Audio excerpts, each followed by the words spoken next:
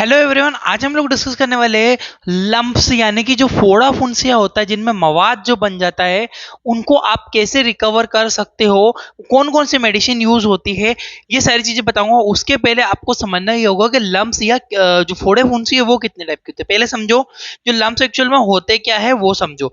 Lumps ये एक skin infection होता है जो कि बैक्टीरियाओं के कारण हो सकता है। जो जीवाणु रहते हैं, जीवाणुओं की वजह से बैक्टीरिया के कारण ये लम्प्स या फोड़ा फुंसी बाल तोड़ जैसी दिक्कतें आपको देखने को मिलेगी। यह अलग अलग प्रकार के हो सकते हैं, कई डिफरेंट टाइप से हो सकते हैं गाइस, ठीक है। जैसे कि इम्पेटिगो, सेलुलाइटिस, फोलिकुलाइटिस और बॉइल्स। अब इनको एक एक करके समझते हैं क्या होते हैं, फिर इनकी दवाइयों के बारे में भी हम डिस्कस करेंगे। आओ जरा स्क्रीनशॉट लो इसका, फिर आगे बढ़ता हूं मैं। सबसे पहले हम लोग देखते हैं इम्पेटिगो। इम्पेटिगो में आप डायग्राम देख रहे हो गाइस, इम्पेटिगो में क्या होता है, सिंपली यहाँ पे इम्पेटिगो आप देख रहे हो इस तरह से। पस तो है, पिंपल तो है, लंप्स तो है, पर आसपास की त्वचा भी खराब हो रही है यहाँ पे, ठीक है।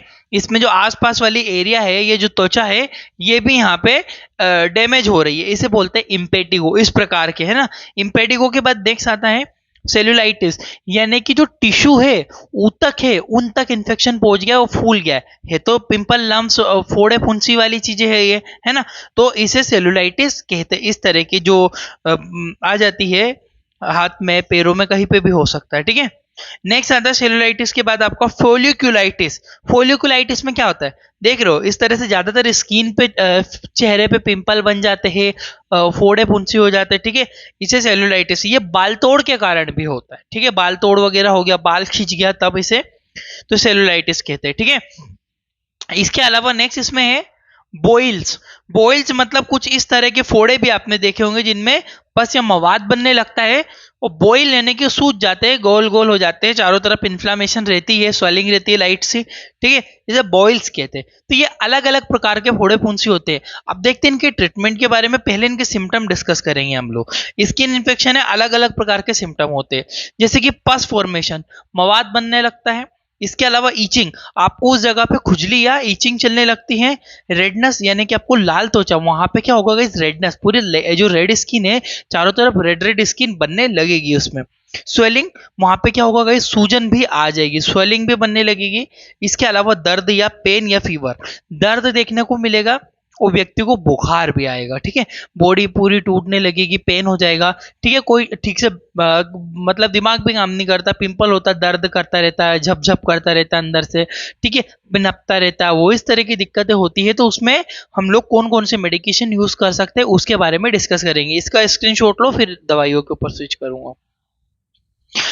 सबसे पहला टी-बैक्ट, गाइस ये फोड़े फुंसी को वहीं सुखा के दबा देता है, ठीक है। टी-बैक्ट जो होता है इसके अंदर जो होता है म्यूप्रियोसिन, ठीक है। म्यूप्रियोसिन इसके अंदर जो कंपोजिशन पाया जाता है बहुत ही इंपॉर्टेंट है। ये मार्केट में बहुत ज्यादा यूज होती है, टी-बैक्ट के नाम से आपको अवेलेबल हो जाएगी मेडिकल स्टोर पे।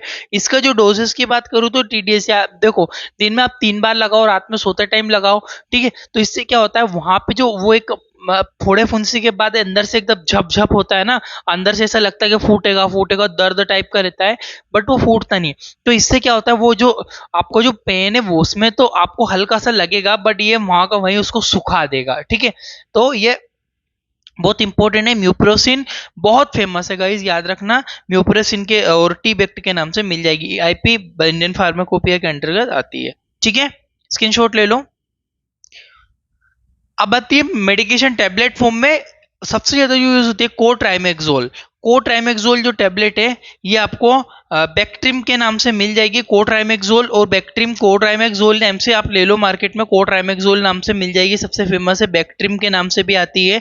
इसमें जो दो कंपोजिशन है कोट्राइमेक्सोल में, जो दो कंपोजिशन होते हैं वो होते हैं आपका, एक तो होता है ट्राइमेथोर्प्रिन और सल्फामेथोक्सोन, ठीक है। दो कंपोजिशन, सल्फामेथोक्सोन और ट्राइमेथोर्पिन, ठीक है, दो कंपोजिशन इसके अंदर पाए जाते हैं, ठीक है।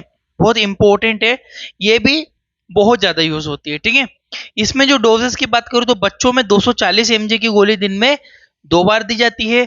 एडल्ट्स की बात करूं तो 480 mg की गोली को 2 बार मरीज को दी जाती है। इससे क्या होता है, बैक्टीरिया से लड़ती है, उस इन्फ्लामेशन को कम करती है, साथ ही साथ में बैक्टीरिया को मारेगी, ऑलरेडी इन्फ्लामेशन डाउन हो जाएगी और वहां पे वो जो घाव या पिंपल या फोड़ा जो आपको बना है वो सूख जाएगा इससे, ठीक है।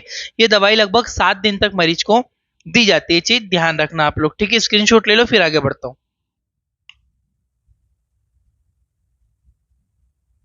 नेक्स्ट, इसमें कोट्राइमेक्सोल के कुछ साइड इफेक्ट भी है, जैसे कि वोमिटिंग, उल्टियां आपको लग सकती है, नोजिया आपको, जी मचलाने जैसी दिक्कतें देखने को मिलेगी, बॉडी पेन, अत्यधिक शरीर में दर्द आपको रहेगा, डायरिया, दस्त वगैरह जैसी दिक्कतें आपको देखने को मिलेगी, फीवर। ये सारे कॉमन सिम्टम है जो कभी कभी बहुत रेयर देखने को मिलेंगे, माइनर देखने को मिलेंगे, तो उसका हम लोग सिम्टोमेटिक ट्रीटमेंट, यहाँ पे सिम्टोमेटिक ट्रीटमेंट के आधार पर उसका इलाज कर सकते हैं, ठीक है। कोट्राइमेक्सोल के कुछ साइड इफेक्ट याद रखना आप लोग। अब आते हैं, एक और कैप्सूल यूज होता है डालासिन। डालासिन बहुत ही अच्छी मेडिसिन है गाइस, काफी ज्यादा यूज होती है। क्लिंडामाइसिन, इसके अंदर जो कंपोजिशन होता है क्लिंडामाइसिन होता है। डालासिन सी के नाम से 150 mg का ये कैप्सूल मार्केट में आपको अवेलेबल हो जाता है। डोजेस की बात करूं तो बच्चों में इसको 150 mg दिन में लगभग 2 बार देना होता है। और अगर एडल्ट्स की बात करूं तो 300 mg का जो कैप्सूल है लगभग बीडी दिन में 2 बार दे। स्टैंडर्ड डोज की बात कर रहा हूं, बाकी डिपेंड करता है पेशेंट को कितनी प्रॉब्लम है, उसका क्या वेट है, क्या कंडीशन है, क्या फिजिकल, क्या सारी चीजें देखकर फिर दवाइयों को दिया जाता है। या लगभग 5 दिन तक देते हैं, कोई 7 दिन तक भी इंक्रीज कर सकते हैं अकॉर्डिंग टू द डॉक्टर, ठीक है। डॉक्टर के अकॉर्डिंग रहता है। 5 डेज तक मेनली इसको यूज किया जाता है, ठीक है। डालासिन सी के नाम से मिलता है ये, ठीक है। डायलिसिन के भी कुछ side effect, vomiting, nausea, joint pain, diarrhoea. Joint pain इसमें देखने को मिलता है, कॉमन सिम्टम है इसमें ये भी, ठीक है। और एक हार्डबर्न, छाती में जलन जैसा, उसके लिए हम लोग डायलिसिन देने से पहले ऑलरेडी मरीज को कोई भी एंटीबायोटिक देने से पहले मरीज को पेंटाप्रोजोल आपको देना चाहिए। उससे क्या रहता है, कभी कभी मेडिकेशन क्या रहती है, एंटीबायोटिक गैस वगैरह जैसी बनाने लगती है, तो क्या होता है पेंटाप्रोजोल देना चाहिए साथ में, ताकि उसको स्टमक जो है क्लीन रहे, प्रॉपर रहे, ताकि उसको प्रॉब्लम ना हो, ठीक है। दोस्तों, नोजिया वोमिटिंग लगे तो ओंडासेट्रोन दे दो, ठीक है। ओंडेम टेबलेट आती है, आईवी भी दे सकते हो आप लोग, ठीक है। नेक्स्ट आता है हम लोग, क्लिंडामाइसिन का कुछ जेल भी आता है गाइस, ठीक है। क्लिंडामाइसिन का जेल भी आता है, क्लिंडामाइसिन फॉस्फेट जेल यूएसपी, इसको भी अप्लाई किया जा सकता है, ये भी बहुत इंपॉर्टेंट है, याद रखना आप लोग। क्लिंडामाइसिन डायलिसिन की टेबलेट के साथ में क्लिंडामाइसिन फॉस्फेट जेल भी अवेलेबल रहता है। इसके अलावा और बात करें तो नियोस्पोरिन पाउडर, ठीक है गाइस। ये जो होता है बेसिट्रियासिन इसके अंदर पाया जाता है, नियोमाइसिन होता है, पॉलीमिक्सिन होता है, ठीक है। बेसिट्रियासिन, नियोमाइसिन, पॉलीमिक्सिन, यही तीनों कंपोजिशन से मिलकर ये पाउडर बनता है। ये जो आपकी फोड़ा फुंसी पिंपल उसके ऊपर स्प्रिंकलिंग करते, यानी कि छिड़कना जिसे कहते हैं, उसके ऊपर डालते, हल्का हल्का बुरबुरा देते हैं, जिसे स्प्रिंकलिंग इंग्लिश में कहा जाता है। डोजेस की बात करूं, दिन में 2-3 बार घाव पे आप इसको लगा सकते हो। थोड़ा कॉस्टली आता है ये, ऊपर पर काफी इफेक्टिव होगा ये, लिटरली बहुत जल्दी ये घाव के ऊपर भी घाव को सुखाने के लिए भी काम में आता है, ठीक है। ये चीज ध्यान रखना आप लोग, ठीक है। नियोस्पोरिन पाउडर के नाम से मार्केट में आपको मिल जाएगा। नियोस्पोरिन की जेल भी आती है, क्रीम भी आती है, ऑयलमेंट भी आता है। ऑयलमेंट का यूज भी हम लोग कर सकते हैं, इसके अंदर भी तीनों कंपोजिशन सेम होते हैं, नियोमाइसिन, पॉलीमिक्सिन, बिसल्फेट एंड बेसिट्रियासिन, ये तीनों कंपोजिशन इसमें भी पाए जाते हैं, ठीक है। नियोस्पोरिन के नाम से ही ये जेल आपको मार्केट में मिल जाएगा। आगे बात करूं, डॉक्सी।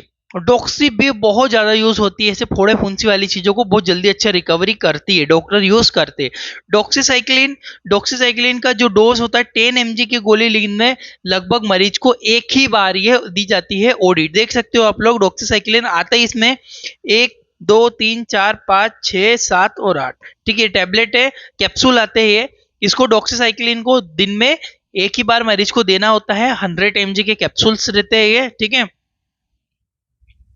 इसके अलावा बात करूं मैं इसमें साइड इफेक्ट की, तो आपको नोजिया, वोमिटिंग, डायरिया जैसी दिक्कतें आपको देखने को मिल सकती है। डॉक्सीसाइक्लिन भी काफी इंपॉर्टेंट है। तो कुछ ये बेसिक चीजें थी, ये आप लोग समझ लो। बाकी का अगर आपको फार्मेसी डिटेल से पढ़ना है तो और भी वीडियो डाली हुई है, जाओ आप प्लेलिस्ट में जाके देख सकते हो, बगल में प्लेलिस्ट आ रही होगी, इसमें बहुत सारी मेडिसिन आपको मिल जाएगी। थैंक यू फॉर वॉचिंग, आपका अपना इंडियन मेडिकल लेक्चर।